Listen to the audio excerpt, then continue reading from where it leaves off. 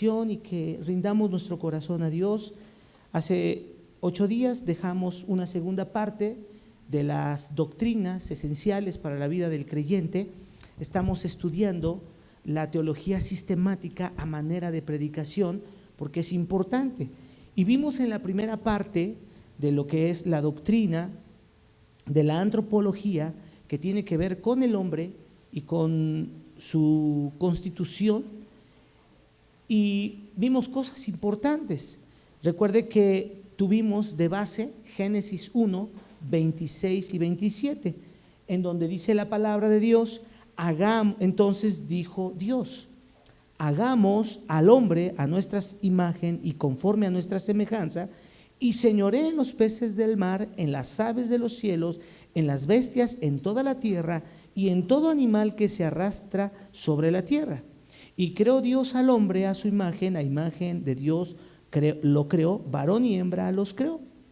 Y allí comenzamos, hermanos, en que las 3 áreas importantes del estudio del hombre y de la historia no pueden dar con certeza el origen del hombre, su constitución y su naturaleza. Como la filosofía, vimos que sí, el hombre es un ser racional, pensador, es un buscador de muchas cosas, pero no da con certeza su origen. En la ciencia, acuérdense que afirma que somos materia, que evolucionamos y que somos organismos, el conjunto de organismos biológicos, es más, muy complejos, pero también dicen que estamos aquí al azar y que en el tiempo pudiera ser que estuviéramos no muy relacionados. Y en la sociología se ve el hombre como el resultado de su entorno, de su cultura, y que entonces el hombre es algo que todavía no lo puede describir bien, pero quien lo describe verdaderamente es Dios, porque Dios es nuestro creador. Y vimos, hermanos, que en el origen del hombre fuimos creados a imagen y semejanza de Dios. Y a resumen, la imagen y semejanza de Dios, acuérdense que son las capacidades que tenemos, porque tenemos capacidades físicas y espirituales que solamente nosotros podemos tener. No las tienen los demás, la demás creación, como los animales. Ellos no tienen la capacidad de ser racionales, de poder decidir y pensar, ¿verdad? Y así fuimos viendo cómo las capacidades del hombre en la teología de la antropología, somos tan semejantes a Dios que podemos relacionarnos con el prójimo, podemos relacionarnos y que podemos amar, ¿verdad? Fuimos creados para amar. Y vimos también lo que es la constitución, que estamos formados dicóticamente y en la tricotomía, en la dicotomía y en la tricotomía, espíritu, alma y cuerpo, y vemos que eso es muy semejante a Dios, ¿verdad? Y pudimos entender cómo Dios puso eternidad en nosotros. Déjeme entonces hasta aquí, vamos bien, ¿verdad? Para dar los 2 puntos siguientes que van a ser de mucha bendición. Fíjese entonces que la antropología nos pone en una plataforma muy bonita, porque nos pone en un lugar especial como creación y mucho mejor, como hijos ahora por medio del sacrificio de Cristo. Dice la palabra: mas a todos los que le recibieron les dio potestad de ser hechos hijos de Dios. O sea, usted y yo somos hijos de Dios. ¿Cuántos nos sentimos amados?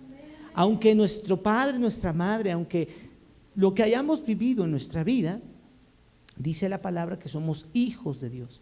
Y como hijos de Dios hemos recibido el amor del Padre por medio de su Hijo Jesucristo. Hemos recibido el mejor de los sacrificios y el mejor pacto en su sangre, que tenemos ahora vida eterna y tenemos vida nueva. Siéntete contento, firme, siéntete seguro, segura. ¿Por qué?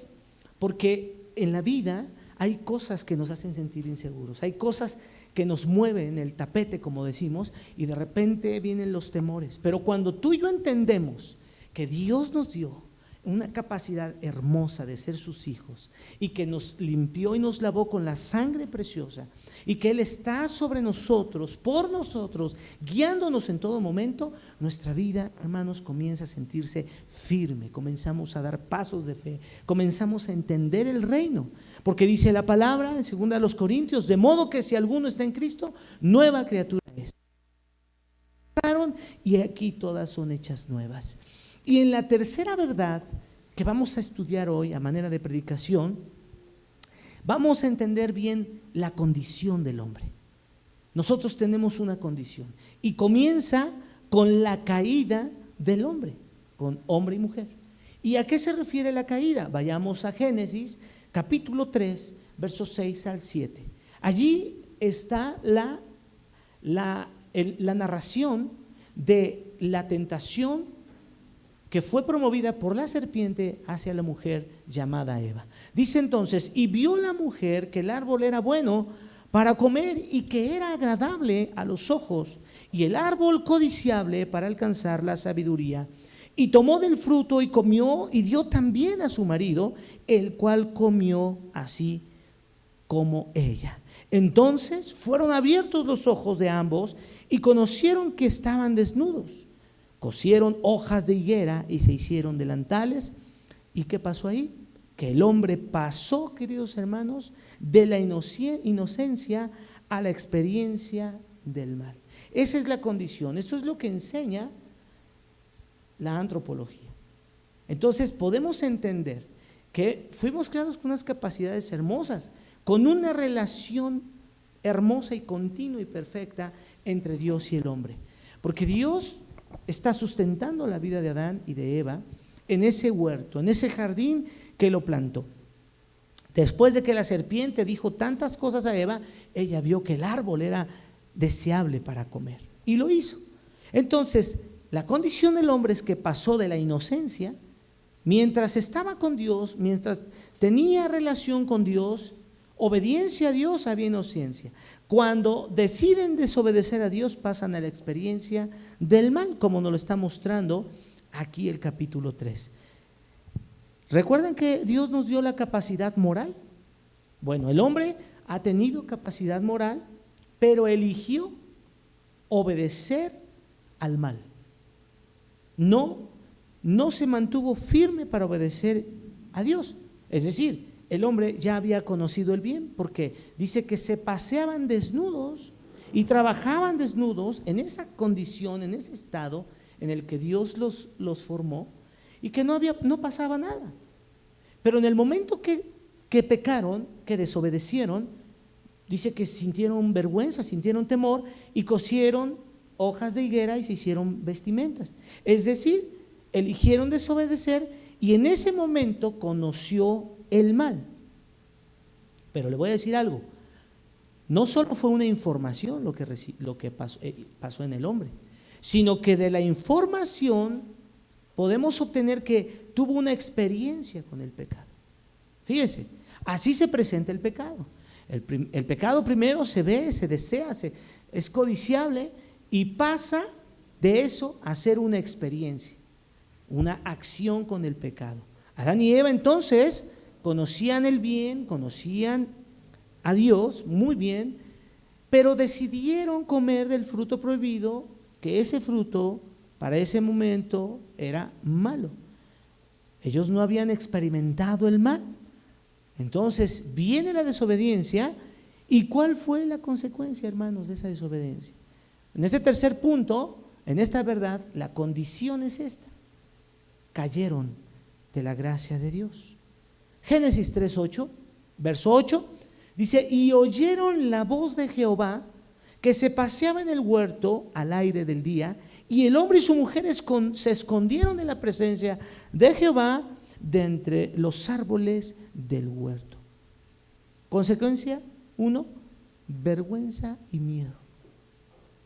Quiero que usted se vaya relacionando, porque cuántas veces, no sé si te pasó, muy probablemente nos pasó a todos, pero muchas les pasa a muchos. Tú te das cuenta cuando alguien está probando el mal, está en el pecado, está llenándose del pecado. tiene vergüenza, tiene miedo. Más cuando se expone a la palabra, tiene miedo, tiene temor, huye. Eso fue lo que le pasó al hombre y a su mujer. ¿Por qué? Porque se escondieron de Dios. En el verso 24 dice: echó pues fuera al hombre, dice, y puso al oriente del huerto de Edén querubines y una espada encendida que se devolvía por todos lados para que guardara el camino del árbol de la vida. ¿Qué fue la consecuencia? La separación. La separación del hombre con Dios. Es decir, el hombre, Adán y Eva, le dieron la autoridad a Satanás y pusieron su vida en manos de Satanás y se separaron profundamente de Dios. Y al separarse, la consecuencia fue la muerte espiritual y la muerte física. Romanos 5:12 dice: por tanto, como el pecado entró en el mundo por un hombre, ¿quién fue? Por Adán, ¿sí? Y por él el pecado de la muerte, así la muerte pasó a todos los hombres por cuanto todos pecaron. Y eso nos enseña una verdad muy importante. El pecado de Adán no fue solo un error personal, hermanos, fíjense, sino que fue el inicio de una condición de pecado para toda la humanidad. Es importante que usted sepa esto. ¿Por qué? Porque en Adán estaba representada toda la raza humana. A esto le llaman muchos el pecado original. Pero dejemos ese término aparte, sino que enfoquémonos que ahora había una condición de pecado para toda la humanidad. Si Adán nos representaba, entonces todos éramos como Adán, inocentes y puros.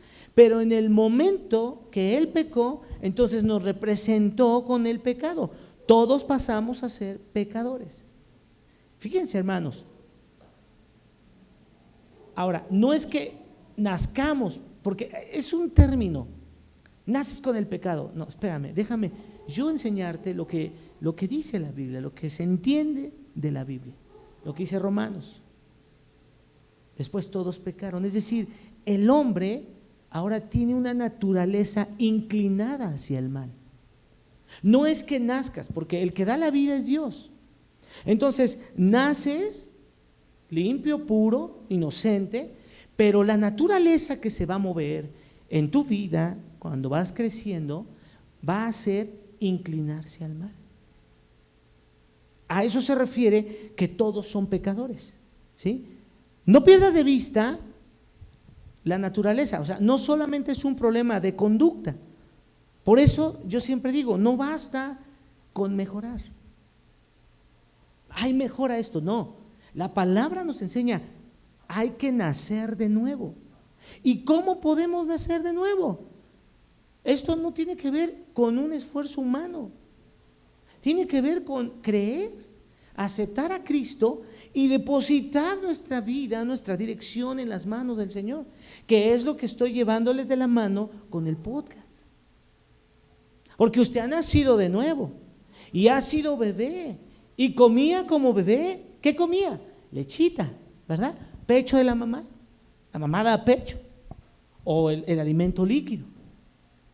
Y le dije a forma de chiste, ¿verdad? Cuando forzamos al bebé, la mamá le quita el pecho porque ya tiene dientitos y lastima, y le pone la papilla y le pone la tortillita ahí con sopita de frijol, ¿verdad?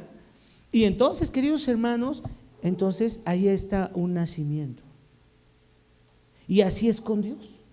Pasa uno de ser un bebé a ser un niño, y de ser un niño a ser un puberto, un adolescente, un hombre, una madurez. Entonces, no basta con mejorar, sino hay que nacer de nuevo, que no son esfuerzos humanos, sino que tenemos que dejar que Dios nos restaure, porque el hombre no puede restaurar. No es un tema de educación, no es un tema de leyes, no es un tema de religión. Solamente Cristo, queridos hermanos, puede restaurar lo que se perdió en el Edén. No dice la palabra en Efesios 2:1, porque dice, Él nos dio vida a vosotros cuando estábamos muertos en vuestros delitos y en vuestros pecados. Fíjense, queridos hermanos, entonces esa es la condición del hombre.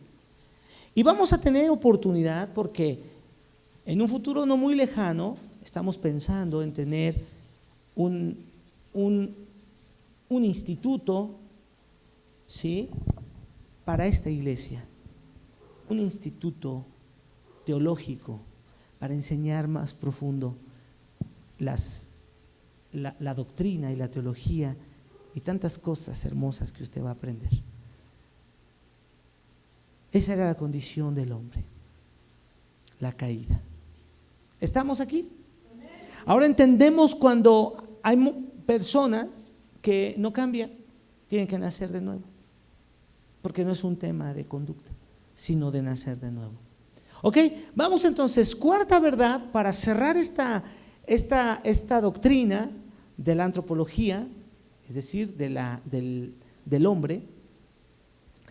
Y en esta verdad vamos a ver su destino, el destino del ser humano. El destino del ser humano, queridos hermanos, es la redención o separación. Diga conmigo, su destino, redención o separación. Y vamos a entender esto. Dice Lucas 19:10.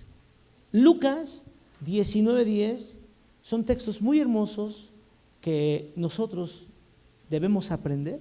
Le pido que aprenda esto, los hermanos que estamos aquí en la iglesia y los hermanos que nos ven por internet, que aprendan la Biblia también. Dice, porque el Hijo del Hombre vino a buscar y a salvar lo que se había perdido. Fíjese, vino a buscar y a salvar lo que se había perdido. ¿Qué es lo que nos enseña la Biblia? La Biblia nos enseña que Cristo vino a recuperar lo perdido. ¿Qué significa esto? Que la historia de la humanidad no termina en la caída, no termina ahí con el pecado, sino que Jesús, aquí vamos a entender, es el segundo Adán. Aprenda esto.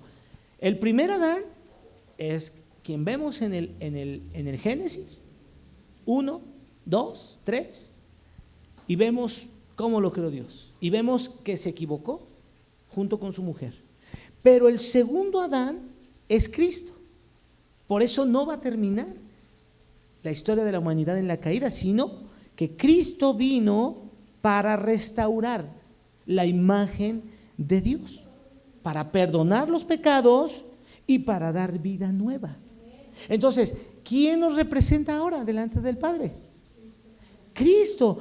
Antes nos representaba Adán en inocencia, pero luego nos representó en pecado. Por eso dice la palabra que después todos pecamos. ¿A qué se refiere esto? A que la naturaleza es inclinarse al mal. Pero cuando uno nace por medio de aquel segundo Adán que nos vino a dar vida, que nos vino a perdonar, que nos vino a restaurar, entonces nuestro continuo es buscar a Dios. ¿Por qué cree que yo le digo? Mire, hermano, aquí vamos a hacer una praxis. Por eso la palabra, ¿cómo dice que la palabra es útil? Para enseñar, guiar. Ok. Entonces, fíjese, tú debes tener, ¿se acuerdan que en las capacidades es que Dios puso una ley en nosotros? Y que no nos hacemos los despistados, todos sabemos lo bueno y lo malo, lo correcto y lo incorrecto. Voy a hacerlo así como muy directo. Tú sabes cuando te estás alejando de Dios. Tú sabes cuando no estás orando, cuando no estás ayunando, cuando no te está interesando la iglesia, cuando no te está interesando nada. Tú lo sabes. ¿Sí? Y eso, hermanos, es lo que ahora quiero que nosotros entendamos. Cuando nosotros, fíjese, por medio de lo que está pasando aquí en la predicación, nos damos cuenta hacia dónde yo estoy inclinándome. Necesito hacer un alto, porque aquí es donde entra la palabra. A ver, ¿a qué le estás dedicando más tiempo todos los días? Si es tu trabajo, si le dedicas mucho más tiempo al trabajo, tampoco es bueno. Tampoco es bueno. ¿Por qué? Tú nada más ves las estadísticas de lo que está produciendo el exceso y la sobrecarga de trabajo. Ahora, el trabajo no solamente es para los que vamos a un lugar y trabajamos, hasta para las escuelas, para los niños. Son las tareas que se ponen, que son excesivas y están produciendo estrés, angustia. Tu sistema nervioso es saboteado, o sea, hermanos. Pero, a ver, el punto hacia donde quiero ir es por lo que estamos diciendo. ¿Qué pasa? Que nos damos cuenta. Y si te das cuenta, tienes que detenerte. ¿Por qué? Porque ahora ya no te representa Adán, te representa Cristo. Y Cristo nos vino a perdonar, a restaurar y nos vino a dar una vida nueva.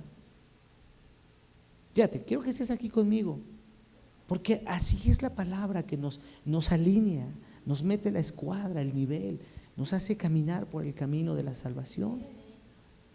Por eso el creyente, el hermano que no ora, que no ayuna, que no está concentrado en la palabra, en su vida nueva, pues claro que cualquier predicación le va a parecer un regaño, cualquier indicación le va a parecer que estás violando sus derechos. ¿Tú crees que yo no lo he pensado? Y dices, ¿cómo le digo a este hermano que no está respondiendo conforme a esto? Porque gracias a Dios es esto y no la idea del pastor, ni la idea del hermano. Aquí dice la palabra de Dios que Dios te vino a restaurar, te vino a dar vida, vida eterna. Pero ¿cómo? Lejos de Él. Si los únicos medios que tenemos para aprender, los activos para los que no se congregan, perdónenme, pero no los pueden desarrollar.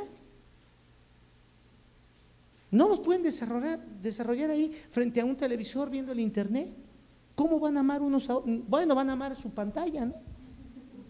Pero ¿dónde van a llevar las cargas los unos de los otros? No sé, hermanos, yo le estoy dando lo que dice la palabra de Dios, porque si no, el pastor nos regaña, el pastor. No, hermanos, no estamos funcionando en ocasiones como dice la palabra de Dios. Porque ahora, ¿quién me representa? Dios, soy puntual. ¿Quién me representa? Soy animoso. ¿Quién me representa? Jesucristo, tengo gozo. ¿Por qué? Porque Cristo se levantó de entre los muertos. ¿Y a qué voy? A la iglesia. Voy a celebrar. No voy porque el pastor me dijo, porque tengo que ir. No, tú no vienes para que te vaya bien. Vienes a adorar a Dios. Vienes a tener comunión con Dios, hermanos. Y a la medida que aprendemos esto, cambia todo. Porque entonces ya no hay nada que sentamos como un peso, como que nos empujan, como que nos obligan, no. Porque tú dices, ahora me representa Cristo. Cristo pagó en la cruz del Calvario y viene toda la escritura. Por eso, miren, hermanos, no crean que uno luego es que me va a hacer examen, el pastor me quiere humillar. No, reaccionemos, hermanos. Toda la escritura tiene que venir a tu vida para cuando estamos impulsando, cuando estás luchando, cuando estás caminando en esta vida. Entonces tú dices, ¿cómo me voy comportando? ¿Cómo estoy? Le estoy dando más tiempo aquí, pero ¿qué dice la Biblia? ¿Qué dice la escritura? ¿Hacia dónde me quiere llevar? Nada más con esto, ¿quién te representa ahora? Te representa a Cristo. Y eso es motivo de gozo, de alegría, de vida, de ánimo y de decirles a otros, ven, vamos a la casa de Jehová. Amén, hermanos. Dice, porque así como la desobediencia, Romanos 5:19, o el pecado de un hombre, los muchos fueron constituidos pecadores. Pon mucha atención. Vamos a poner así, no les que le cambie, le voy a dar el sentido. Porque así como la desobediencia de Adán, la humanidad tendió a pecar por uno, que fue Adán, se refiere a Adán. Dice, así también por la obediencia de Jesucristo, es decir, ese uno de Jesucristo, todos los demás, los que creamos en Él, somos constituidos justos por Cristo. Por eso Él me representa. La Biblia dice que la humanidad caída existen dos destinos. Acuérdate, en esta es redimidos o separados. Y el destino es, uno, vida eterna con Dios, por caminar con Dios, por creerle, o separación eterna sin Dios, el lago de fuego hirviendo por toda la eternidad, es decir, la condenación. En Juan 3:16, ¿cómo dice? Porque de tal manera amó Dios al mundo, que dio a su Hijo unigénito, para que todo aquel que en él crea no se pierda, mas tenga ¿qué? Vida eterna. Entonces, ¿podemos comprender, hermanos, el destino del hombre? ¿Redimidos o separados? ¿Dónde quieres estar tú? Hoy tenemos tiempo, hermanos. Hoy tenemos oportunidad de entrar fuertemente en el camino del Señor, porque ahora me representa a Cristo. Para los rebeldes los representa el Adán caído, el Adán antiguo, pero el postrer Adán, que es Cristo, nos da eternidad. Entonces, el destino del hombre, según la antropología, en la Biblia, nos va a dejar una verdad ineludible.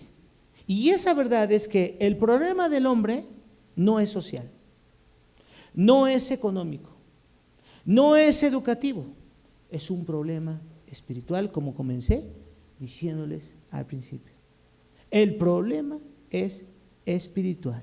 El ser humano, como nosotros, podemos avanzar en ciencia, mejorar en las leyes, progresar en conocimiento, pero nada de eso puede cambiar nuestro corazón. Por eso Dios, dice Juan 3:16, envió a nuestro Señor Jesucristo, su Hijo único, para salvarnos. Vino a restaurarnos. Y eso es lo que tenemos que entender. Por eso la iglesia, decimos, es baluarte. La iglesia, aquí he dicho mucho, es una antorcha encendida para alumbrar a los que están en tinieblas. Es un lugar de destino para la transformación del hombre. Es esto, hermanos. Cristo vino a restaurarnos, vino a sanar la naturaleza caída, vino a cambiarla, vino a darnos vida eterna, y cada uno de nosotros está por enfrente de nosotros. Hay que tomar una decisión. Escúchame esto. Seguir viviendo bajo la condición de Adán. ¿Cuál es esa? Siempre excúsate, huye, no enfrentes, esa es la condición de Adán. O recibir la nueva vida que Cristo me da, la vida de cambio, de proceso, de transformación, de pruebas, de crecimiento, de mejorar según la palabra de Dios. Para eso venimos. Mire, qué hermosa predicación, hermanos. Qué sentido nos da el Señor de cómo debemos comportar. Esto rompe todo, rompe las excusas, rompe todo, hermanos. No, que nada existe, porque Dios es nuestro restaurador por medio de su Hijo amado Jesucristo. Póngase de pie, hermanos, en oración, y oremos por los que han